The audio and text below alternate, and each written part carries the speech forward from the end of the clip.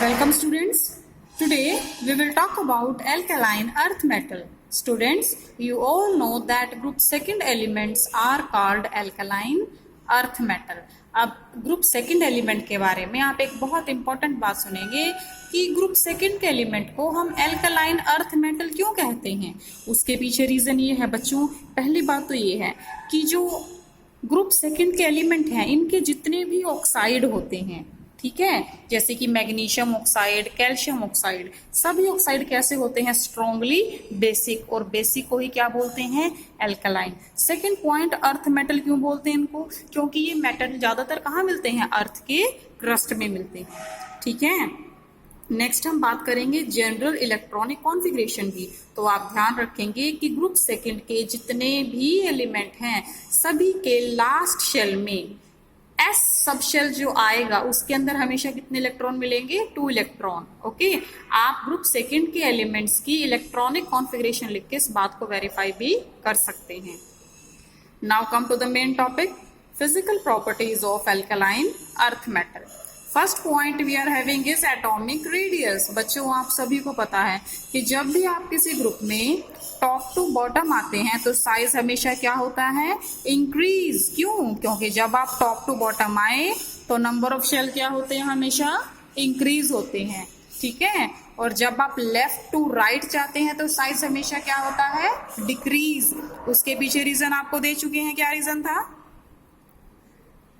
क्योंकि जब आप लेफ्ट टू राइट जाते हैं बच्चों पीरियोडिक टेबल में, मींस जब आप किसी पीरियड में मूव करते थे तो नंबर ऑफ शेल नहीं बढ़ते थे, नंबर ऑफ इलेक्ट्रॉन बढ़ते थे, नंबर ऑफ प्रोटॉन बढ़ते थे, पर शेल का नंबर इंक्रीज नहीं होता था, ठीक है। Next point we are having is ionization energy. आप सभी को पता है कि आयनाइजेशन एनर्जी क्या होती है। किसी भी एटम के अंदर से एक इलेक्ट्रॉन को निकालने के लिए जो एनर्जी लगानी पड़ती है उसको क्या बोलते हैं, आयनाइजेशन एनर्जी। और आप सबको पता है कि आयनाइजेशन एनर्जी का डायरेक्ट रिलेशन है एटम के साइज के साथ। जिस एटम का साइज बहुत बड़ा होता है उसमें से इलेक्ट्रॉन को निकालना बहुत आसान है। अगर इलेक्ट्रॉन को निकालना आसान है दैट मीन्स आयनाइजेशन एनर्जी कम लगानी पड़ेगी। बट अगर एटम का साइज बहुत छोटा होता है उस केस में इलेक्ट्रॉन को निकालना मुश्किल होता है, क्योंकि जो इलेक्ट्रॉन होता है लास्ट वाला वो न्यूक्लियस के पास हुआ। जब इलेक्ट्रॉन को निकालना किसी एटम से मुश्किल होता है तो उस केस में आयनाइजेशन एनर्जी कितनी लगानी पड़ती है बच्चों, ज्यादा लगानी पड़ती है। Next point we will talk about dipositive oxidation state. आप सभी को पता है बच्चों ऑक्सीडेशन स्टेट क्या होता है। किसी भी एटम के ऊपर हम जो पॉजिटिव या नेगेटिव चार्ज दिखाते हैं वो क्या कहलाती है, उसकी ऑक्सीडेशन स्टेट, ठीक है। अब जो अल्कलाइन अर्थ मेटल है बच्चों ये कितनी ऑक्सीडेशन स्टेट शो करते हैं, +2। +2 क्यों शो करेंगे, क्योंकि इनके लास्ट शेल में कितने इलेक्ट्रॉन एक्स्ट्रा होते हैं, 2। अगर ये 2 इलेक्ट्रॉन डोनेट कर देते हैं तो इनकी कॉन्फ़िगरेशन कैसी हो जाती है, स्टेबल। और इस वर्ड का हर एक एटम क्या होना चाहता है, स्टेबल। स्टेबल कब होगा, जब लास्ट शेल में इलेक्ट्रॉन क्या होंगे, फुली फिल्ड होंगे। Get it. अब यहाँ पर एक और पॉइंट बताया गया है बच्चों, देखिए यहाँ पर बताया गया है कि हमारे पास जो अल्कलाइन अर्थ मेटल्स हैं इनका साइज क्या होता है, स्मॉल होता है। आप सभी को पता होना चाहिए कि अगर साइज स्मॉल है तो चार्ज क्या होगा, ज्यादा। आपको हाइड्रेशन एनर्जी के बारे में बताया गया था कि अगर किसी एटम का साइज बहुत छोटा है तो उसकी हाइड्रेशन एंथैल्पी क्या होगी, बहुत ही ज्यादा होगी। Remember this point, very important. बताया था आपको लिथियम सीजियम, जब इनके बारे में बात की गई थी कहा था कि लिथियम का साइज सबसे छोटा होता है तो उसकी हाइड्रेशन एनर्जी क्या होती है, सबसे ज्यादा। सीजियम का साइज सबसे बड़ा होता है तो उसकी हाइड्रेशन एनर्जी क्या होती है बच्चों, कम होती है। Gate it. नेक्स्ट बच्चों, M2 positive cation acquires stable inert gas configuration। inert gas configuration means बच्चों आपको पता है inert means जब आपके पास 2, 8, 8, 18, 32 इस तरह से कॉन्फ़िगरेशन आए, ठीक है, जो कि स्टेबल होती है। Okay, next we are having electropositive और मेटेलिक कैरेक्टर। देखिए बच्चों आपको पहले बताया गया था कि इलेक्ट्रो पॉजिटिव और मेटेलिक कैरेक्टर सेम बात ही होती है। कोई भी चीज जो मेटल होती है उसकी कैरेक्टरिस्टिक होती है कि वो बड़ी आसानी से इलेक्ट्रॉन को लूज कर देते हैं, ठीक है। अगर मैं कहती हूँ कि ग्रुप 2 के एलिमेंट्स मेटेलिक कैरेक्टर वाले हैं दैट मीन्स वो बड़ी आसानी से इलेक्ट्रॉन को लूज कर देते हैं। Get it. बट आपको एक बात का ध्यान रखना है कि जो ग्रुप सेकंड के एलिमेंट्स हैं उनका साइज क्या है, छोटा है। किससे छोटा है, ग्रुप 1 के एलिमेंट से। ये बात ध्यान रखनी है कि जिस एटम का साइज बड़ा होता है वो आसानी से इलेक्ट्रॉन दे देता है, जिसका साइज छोटा होता है वो आसानी से इलेक्ट्रॉन नहीं देता। दैट मीन्स आपके पास जो ग्रुप सेकंड एलिमेंट हैं, ग्रुप सेकंड के जो एलिमेंट हैं वो मेटालिक कैरेक्टर के तो हैं, पर जितना स्ट्रॉन्ग मेटल ग्रुप फर्स्ट के एलिमेंट है उतने स्ट्रॉन्ग नहीं है। ठीक है। Next point we are having is melting and boiling point. तो देखिए बच्चों, यहां पर भी आपको मेल्टिंग और बॉइलिंग पॉइंट के दोनों का लिंक किससे बताया गया है, साइज से बताया गया है। ठीक है। आप सभी को पता है कि अल्कलाइन अर्थ मेटल्स का साइज क्या होता है, स्मॉल होता है। ठीक है। और इनकी जो पैकिंग होती है वो क्या होती है, क्लोज होती है। जब आप टॉप टू बॉटम आते हैं किसी भी ग्रुप में, ठीक है, then there is no regular trend in melting and boiling point. ठीक है। क्या बताया गया है, जरूरी नहीं है कि जब आप टॉप टू बॉटम आ रहे हैं कि ऐसा होगा कि पहले एक एटम की कम होगा बॉइलिंग पॉइंट, फिर दूसरे का और कम, तीसरे का और कम और लास्ट वाले का और ज्यादा कम। एक रेगुलर सीक्वेंस नहीं चलेगा, कम ज्यादा हो सकता है सीक्वेंस में। ठीक है। ऐसा क्यों, क्योंकि भाई आपके पास जो अलग अलग मेटल है, सभी मेटल का जो क्रिस्टल स्ट्रक्चर है वो अलग अलग है। और क्रिस्टल स्ट्रक्चर का मतलब क्या होता है, सॉलिड स्टेट में स्ट्रक्चर।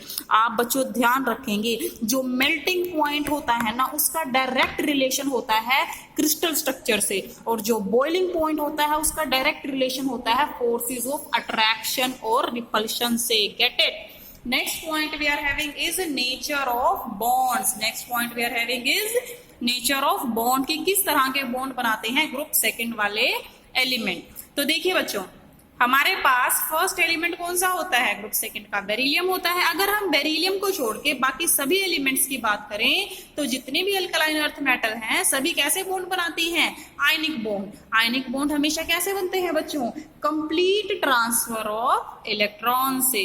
हाउएवर, फिर बताई गई एक बात कि नो डाउट ग्रुप सेकंड के एलिमेंट आयनिक तो हैं, ग्रुप सेकंड के एलिमेंट आयनिक कंपाउंड तो बनाते हैं, पर जितना ज्यादा स्ट्रॉन्ग आयनिक कंपाउंड ग्रुप 1 वाले बनाते हैं उतना नहीं बना सकते। क्यों, फिर से वही बात आ गई, साइज पे आ गया सारा कुछ घूम फिर के। The first member beryllium form only covalent compound due to its small size। याद रखेंगे बच्चों, जिस एटम का साइज बहुत छोटा होता है ना वो कभी भी कंप्लीट इलेक्ट्रॉन का ट्रांसफर नहीं करता, और जो एटम कंप्लीट ट्रांसफर नहीं करता वो हमेशा किस चीज में एग्री होता है कि इलेक्ट्रॉन्स को बस शेयर करके बॉन्ड बना लेते हैं। और जो एटम छोटा है जब वो शेयरिंग से इलेक्ट्रॉन बनाता है तो कंपाउंड कैसे बन जाते हैं, कोवलेंट। कैसे बनते हैं बच्चों, covalent. Get it. On moving down the group, the tendency to form ionic compound increases due to decrease in ionization enthalpy। जब भी आप ग्रुप में टॉप टू बॉटम आएंगे तो एटम का साइज बड़ा होगा। जब एटम का साइज बहुत बड़ा होता है तो इलेक्ट्रॉन का ट्रांसफर करना बहुत इजी हो जाता है। जब इलेक्ट्रॉन को ट्रांसफर करना इजी हो गया तो आयनिक कंपाउंड बनाना भी क्या हो गया बच्चों, इजी हो गया। Get it. Seventh point, this is the most important point, flame colouration. इसमें बताया गया है कि आपके ग्रुप सेकंड के जो डिफरेंट एलिमेंट्स हैं वो डिफरेंट कलर्स देंगे जब आप उनको बर्न करेंगे किसी फ्लेम में। Get it. So let's have a look at this point. When alkaline earth metal और their salt are put in flame, आप सभी को पता है कि क्या होता है फ्लेम कलरेशन। जैसे आपको ग्रुप 1 में बताया था सेम वैसे ही होगा। हर एक एटम के अंदर कुछ ना कुछ इलेक्ट्रॉन होते हैं, आप सबको पता है। ठीक है। इलेक्ट्रॉन किस में पड़े रहते हैं, ग्राउंड स्टेट में। जैसे ही आप उनको गर्म करेंगे, उनको हीट देंगे तो इलेक्ट्रॉन ग्राउंड स्टेट से कहां पर जंप करेंगे, एक्साइटेड स्टेट में। एक्साइटेड स्टेट में इलेक्ट्रॉन सिर्फ कुछ सेकेंड्स के लिए रह सकते हैं। ठीक है।